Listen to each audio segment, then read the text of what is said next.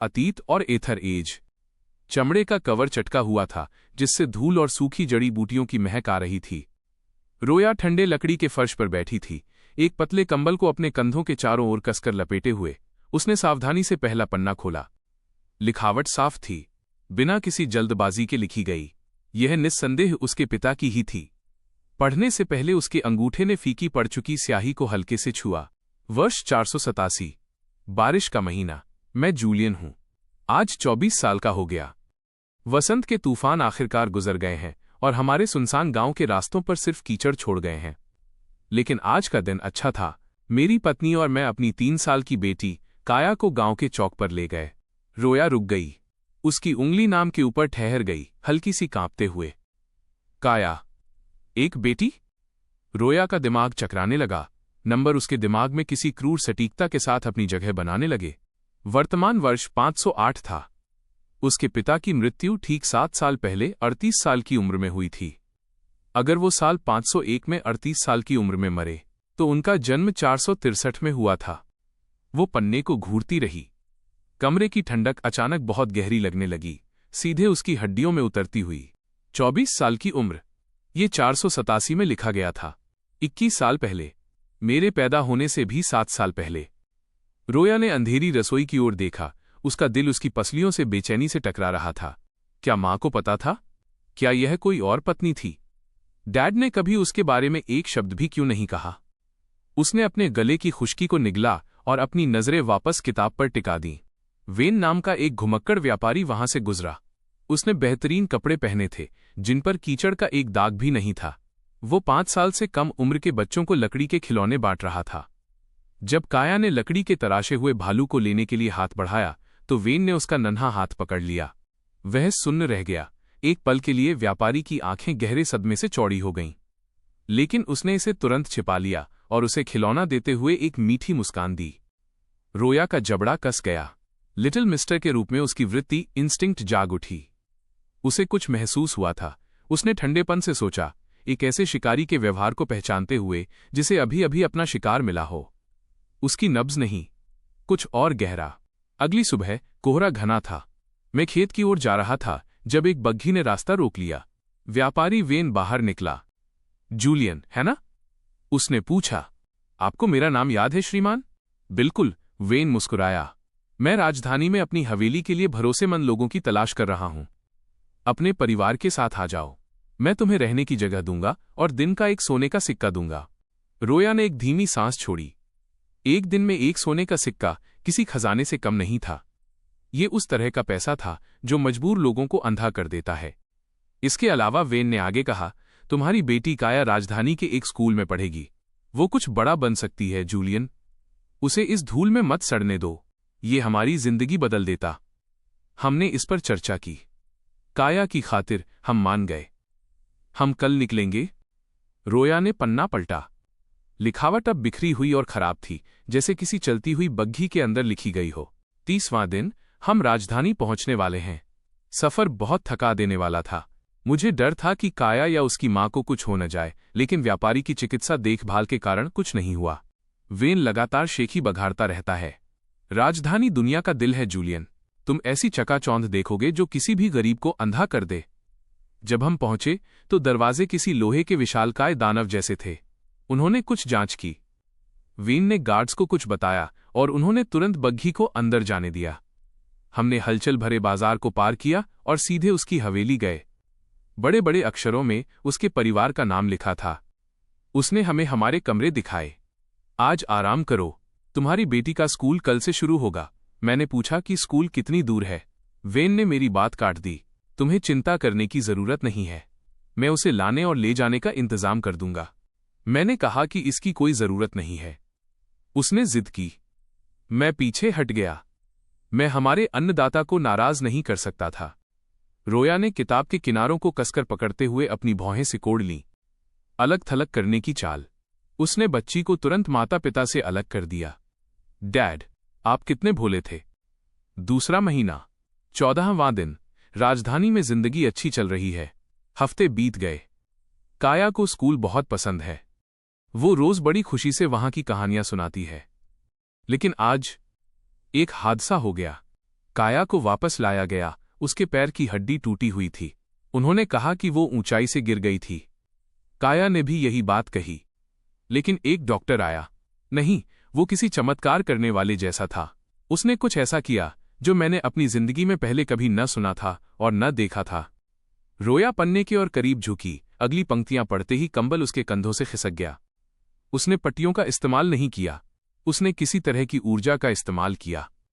उसने इसे एथर एज कहा।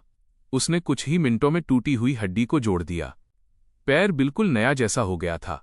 जब मैंने डॉक्टर से पूछा तो उसने मुझ पर व्यंग्य कसा। ये एथर है, कुछ ऐसा जो हम सभी के शरीर के भीतर है। हम इसका इस्तेमाल किसी भी बीमारी को ठीक करने के लिए एक हथियार के रूप में कर सकते हैं, लेकिन केवल कुछ ही लोग इसे अपने दिमाग के जरिए प्रकट कर सकते हैं।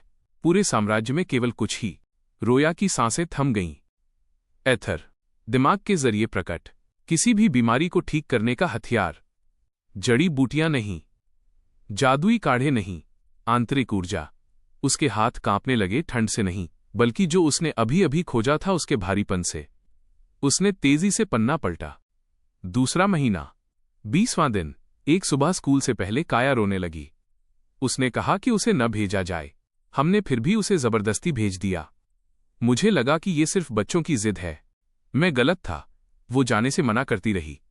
हादसे से पहले वो खुशी खुशी घर आकर हमें अपनी कक्षाओं के बारे में बताती थी। लेकिन हाल ही में कुछ बदल गया।